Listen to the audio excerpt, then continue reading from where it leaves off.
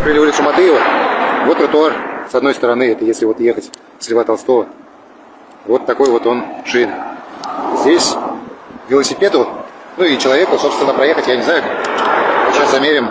Ассаламу алейкум, Барнарга. Сегодняшнее видео немножко грустное. Сегодняшнее видео будет посвящено хейтерам и вот ребятам, которые вот, или девочкам, которые пишут только негатив. В любой ситуации они находят негатив. Итак, Бакаева впервые под железной дорогой построили дорогу. Такая дорога, открытие в мэрии, много анонсировали, но нет.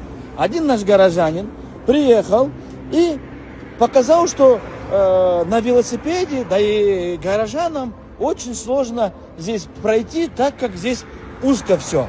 Вот такое видео он заснял. Еще и там шефа прическу как-то. Но сейчас не об этом. Уважаемый друг, вот смотри, ты не учел несколько вещей, вернее схитрил.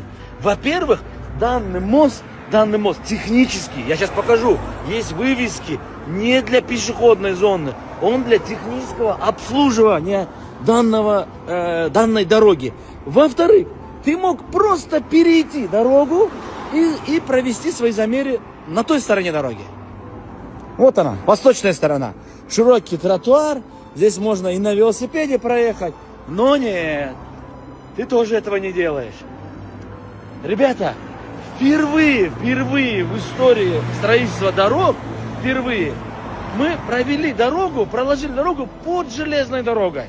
Впервые появились нормальные дороги, тротуары. Впервые в истории Бишкека 120 километров дорог планируется в этом году. 92 километра в прошлом году.